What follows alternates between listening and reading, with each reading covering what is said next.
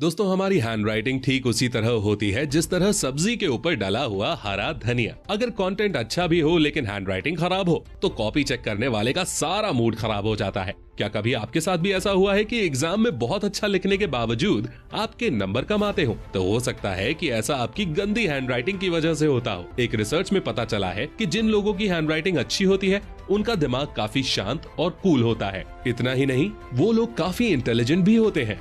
तो दोस्तों, अगर आपकी हैंडराइटिंग अच्छी नहीं है तो आपको परेशान होने की जरूरत नहीं, क्योंकि आज का ये वीडियो सिर्फ आपके लिए ही है। आज के इस वीडियो में हम जानने वाले हैं कि हैंडराइटिंग कैसे सही करें और कम से कम समय में इसे और ज्यादा कैसे इम्प्रूव करें। तो दोस्तों हैंडराइटिंग ठीक करने के बहुत सारे तरीके हो सकते हैं, लेकिन आज के इस वीडियो में हम कुछ ऐसे वैल्यूएबल और जेन्युइन तरीकों पर बात करेंगे जो बहुत ही प्रैक्टिकल हैं और इन्हें फॉलो करके आप आसानी से अपनी हैंडराइटिंग इम्प्रूव कर सकते हैं।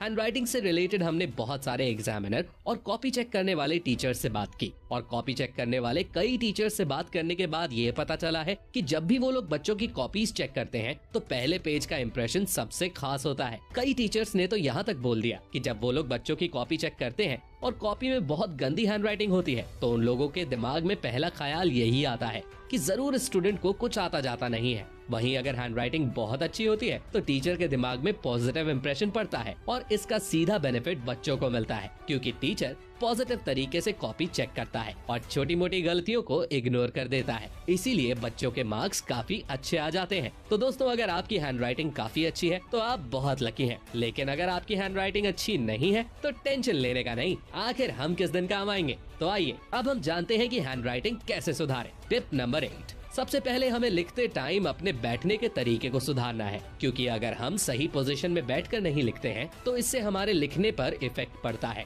और हमारी हैंडराइटिंग अच्छी नहीं बन पाती है। अगर हमारी बैठने की पोजीशन सही है तो हम अच्छी हैंडराइटिंग बना सकते हैं। इसीलिए जब भी आप कुछ लिखें तो पूरा कंफर्टेबल होकर ही लिखें। हम लोग अक्सर देखते हैं कि कई लोग कॉपी को टेढ़ा करके लिखते हैं, ऐसे में उनकी हैंडराइटिंग भी टेढ़ी हो जाती है। और कई लोग तो ऐसे भी होते हैं जो टेबल के ऊपर सिर रख कर लिखते हैं। अब आप खुद बताइए, अगर कोई बंदा टेबल के ऊपर सिर रखकर और गर्दन को झुकाकर लिखेगा तो उसकी हैंडराइटिंग भला कहाँ तक अच्छी आएगी। इसलिए आपको ऐसी गलती बिल्कुल भी नहीं करनी है और लिखते समय एक सही पोजीशन में बैठना है। हमारी पोजीशन कुछ इस तरह होनी चाहिए जिससे लिखते समय हम बिल्कुल कंफर्टेबल महसूस करें।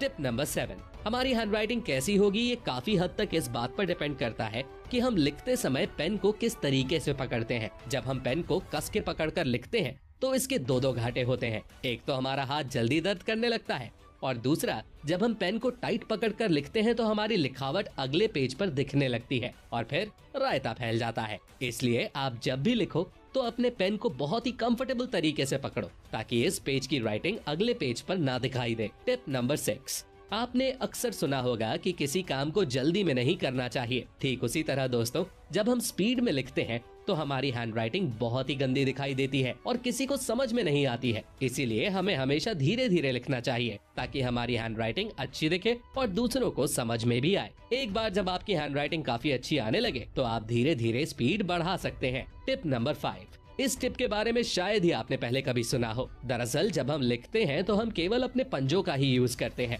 जिससे हमारे हाथों में जल्दी दर्द होने लगता है और हमारी हैंडराइटिंग अच्छी नहीं बन पाती है। तो अब हमें ऐसा नहीं करना है। अब हमें लिखते टाइम अपने पूरे हाथ को मूव करते हुए लिखना है, जिससे कि हमारे हाथ में दर्द भी नहीं होगा और हम साफ साफ और देर तक लिख भी पाएंगे। इसे ट्राई करके देखिए, आपको जबरदस्त फायदा होगा। टिप नंबर 4, हम अगले पॉइंट पर बात करें उससे पहले मैं आपसे एक सवाल पूछना चाहता हूँ। इमेजिन कीजिए किसी कमरे के अंदर बहुत सारी बॉल्स डली हुई हैं जो इधर उधर बिखरी हुई हैं। वहीं दूसरी तरफ बगल वाले कमरे में बहुत सारी बॉल्स हैं जो बिल्कुल लाइन से रखी हुई हैं। अब आप खुद सोचिए, दोनों में से कौन सा कमरा देखने में अच्छा लगेगा? ऑफ कोर्स जिस कमरे में बॉल्स को अच्छी तरह से सेट किया गया है वो कमरा देखने में ज्यादा अच्छा लगेगा। इसी तरह हमारी राइटिंग में भी होता है। अगर हम लिखते समय वर्ड्स के बीच एक जैसे गैप नहीं रखेंगे तो हमारी हैंडराइटिंग देखने में अच्छी नहीं लगेगी। लिखते टाइम हमें शब्दों के बीच में गैप देना है और कोशिश करनी है कि सभी शब्दों के बीच में समान गैप हो, जिससे हमारी हैंडराइटिंग साफ और अट्रैक्टिव दिखाई देगी।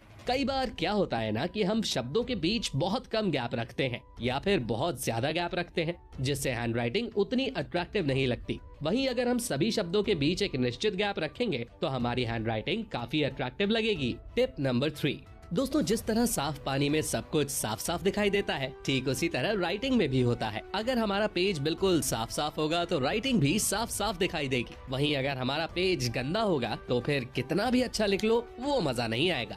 अब आप इन दोनों हैंड राइटिंग को ही देख लीजिए। पहली हैंड राइटिंग में पेज काफी गंदा है, इसलिए राइटिंग अच्छी नहीं लग रही। लेकिन दूसरी हैंड राइटिंग में पेज बिल्कुल साफ सुथरा है, इसलिए हैंड राइटिंग काफी अट्रैक्टिव लग रही है। टिप नंबर 2, करत करत अभ्यास के जड़मती होत सुजान। ये कहावत तो आपने जरूर सुनी होगी। हमारी ये एडवाइस भी इसी कॉन्सेप्ट पर बेस्ड है, क्योंकि प्रैक्टिस करके ही हम किसी चीज को परफेक्ट कर सकते हैं। आपने भी कई बार देखा होगा कि जब आप काफी दिनों तक कुछ भी नहीं लिखते हैं तो आपकी हैंड राइटिंग बिगड़ जाती है और आपको लिखने में दिक्कत होती है। इसलिए रोज रोज कुछ न कुछ लिखते रहें। मेरे साथ भी सेम यही दिक्कत होती थी, इसीलिए पेपर शुरू होने के कुछ दिन पहले से ही मैं लिखने की प्रैक्टिस शुरू कर देता था और पेपर आते आते मेरा हाथ बिल्कुल एडजस्ट हो जाता था और मैं पेपर में बहुत अच्छा लिख पाता था। आप लोग भी इस फॉर्मूला को ट्राई कर सकते हैं। टिप नंबर 1, दोस्तों एक बात तो बिल्कुल पक्की है कि अगर बंदूक अच्छी होगी तो फायर भी अच्छा ही होगा, और अगर बंदूक अच्छी नहीं होगी तो फायरिंग भी अच्छी नहीं होगी। ठीक इसी तरह पेन के साथ भी होता है। अगर हमारा पेन अच्छी क्वालिटी और ब्रांडेड कंपनी का होगा तो हमें लिखने में कोई दिक्कत नहीं होगी।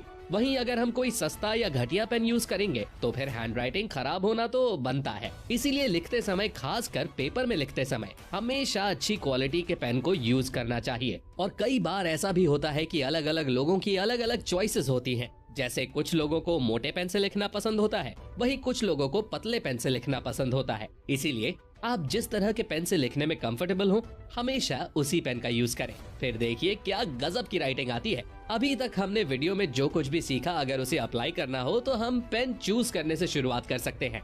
सबसे पहले अपना मनपसंद पेन चूज कर लो और फिर लिखने के लिए एक साफ सुथरा पेज खरीद लो। देन लिखना स्टार्ट कर दो। लिखने से पहले सही पोजीशन में बैठ जाओ और लिखते समय हमेशा इस चीज पर फोकस करो कि शब्दों के बीच बराबर गैप हो और हमारा पेन पकड़ने का एंगल सही हो। और दोस्तों, जब भी लिखना स्टार्ट करो तो शुरुआत हमेशा धीरे धीरे ही करो। एक बार जब आपकी प्रैक्टिस बन जाएगी तो फिर आप दनादन लिखने लगोगे और आपकी हैंड राइटिंग काफी इम्प्रूव हो जाएगी। और दोस्तों, जाते जाते आपको एक बात बताना तो भूल ही गया। कई बार क्या होता है कि बहुत सारे स्टूडेंट अच्छा लिखते हैं और उनकी हैंड राइटिंग भी काफी अच्छी होती है, लेकिन पेन से निकलने वाली हल्की हल्की स्याही पेज पर लगती रहती है और पूरे पेज पर डॉट डॉट बन जाते हैं, जिससे हैंड राइटिंग काफी बिगड़ जाती है। इसीलिए पेपर में लिखते समय हमेशा एक छोटा सा कपड़ा या रुमाल का टुकड़ा अपने पास रखें और समय समय पर पेन की निब को साफ करते रहें। दोस्तों, इस वीडियो की मदद से हमने आपकी लाइफ में अच्छी हैंड राइटिंग नाम की एक बहुत ही वैल्यूएबल चीज ऐड की है और बदले में हमें आपसे ज्यादा कुछ नहीं, बस एक लाइक चाहिए। इतना तो बनता ही है। दोस्तों, हमारे साथ अंत तक बने रहने के लिए बहुत बहुत शुक्रिया। अगर आपको हमारा ये वीडियो पसंद आया है तो कमेंट में जरूर बताएं और साथ ही इस वीडियो को लाइक और शेयर जरूर करें। साथ ही ऐसी और वीडियोस देखने के लिए हमारे चैनल को सब्सक्राइब करें और बगल में बने बेल आइकन पर भी क्लिक करें, जिससे हमारे आने वाले वीडियोस को भी आप देख सकें। लिखने की प्रैक्टिस करते रहिए। मिलते हैं अगले वीडियो में। Take care, love you all and all the best.